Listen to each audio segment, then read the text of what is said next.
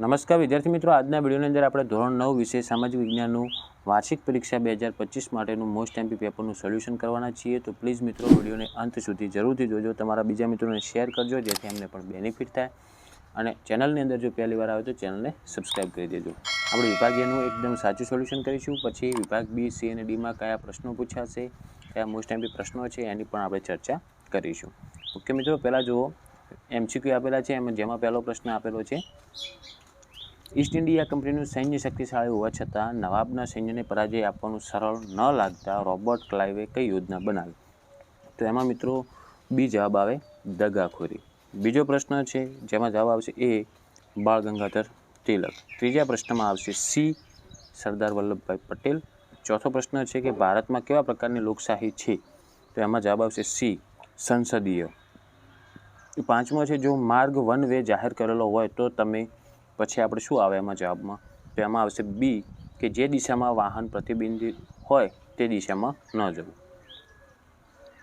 પછી ખાલી જગ્યા આવશે, છઠ્ઠી ખાલી જગ્યા છે જેમાં જવાબ આવશે મિત્રો ગુજરાત. ઓકે, સાતમી ખાલી જગ્યા છે એની અંદર જવાબ આવશે મહાત્મા મંદિર. પછી આઠમી ખાલી જગ્યામાં આવશે રાજેશભાઈ, સી આવશે રાજેશભાઈ. નવમો પ્રશ્ન છે જેમાં મોસમી આવશે. અને 10મો છે એની અંદર જવાબ આવશે મિક. તો મિક નામનો એક ઝેરી વાયુ વપરાતો હતો, તો એમાં મિક આવશે. પછી ખરા ખોટા આપેલા છે. 11મો પ્રશ્ન છે કે ભારતીય બંધારણ 26મી નવેમ્બર 1950ના દિવસે પસાર કરવામાં આવ્યું. તો આ વિધાન કેવું થશે મિત્રો? ખોટું થશે, કારણ કે 26મી જાન્યુઆરી આવતું હતું, નવેમ્બરે આવતું ન હતું, તો આ વિધાન ખોટું થશે પહેલું. 12મું છે હેબિયસ કોર્પસ એટલે બંદી પ્રત્યક્ષીકરણ. તો એમાં જવાબ આવશે સાચું. 13મો છે સમુદ્ર સપાટીથી ઊંચાઈ વધે તો તાપમાન પણ વધે છે, તો એ ખોટું આવશે. 14મું છે અસમનું કાજીરંગા એ હામોર માટેનું અભયારણ્ય છે. તો આની અંદર જવાબ મિત્રો ખોટું આવશે. અને 15મું છે એ પણ ખોટું થશે. તો એક જ 12મું વાક્ય ખરું થશે, બાકીના બીજા બધા ખોટા આવશે. પછી જોડકા આપેલા છે જેમાં 16મામાં મિત્રો જો બંગાળનું વિભાજન, તો એનો જવાબ આવે સી વાઇસરોય કર્જન. 17મું છે હોટલાઇન, તો એમાં જવાબ આવશે એ ક્યુબાની કટોકટી. પછી 18મું છે વુલર, તો એમાં જવાબ આવશે મિત્રો એફ રામકૃષ્ણ. પછી 19મો છે પાઇન દેવદાર, તો એમાં જવાબ આવશે ડી હિમાલયના ઊંચા ઢોળાવ. અને 20મું છે લાલ લાઇટ, તો એમાં જવાબ આવશે ઈ વાહન સ્ટોપ કરવો. ઓકે,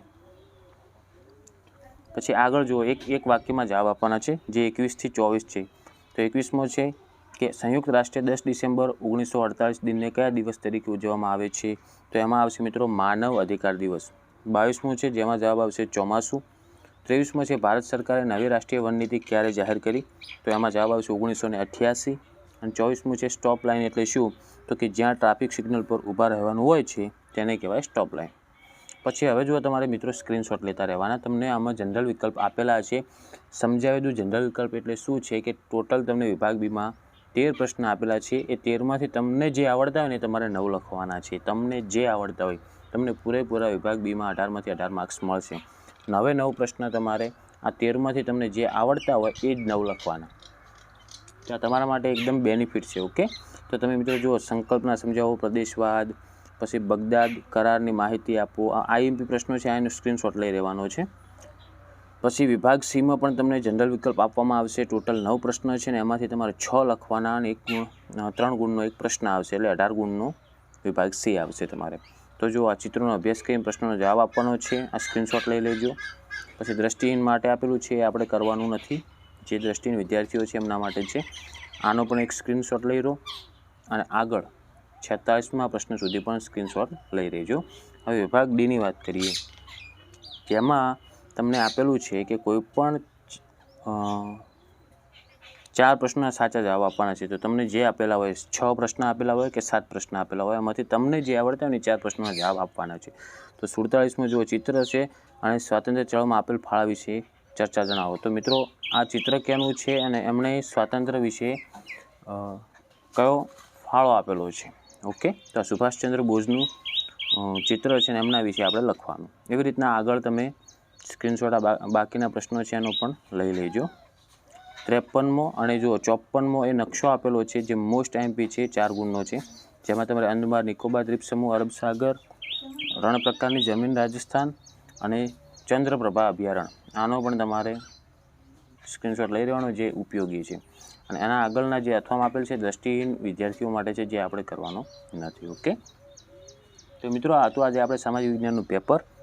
આશા રાખું છું મિત્રો કે તમને વિડીયો ખૂબ જ ઉપયોગી બન્યો હશે. તો વિડીયોને લાઇક કરી દેજો.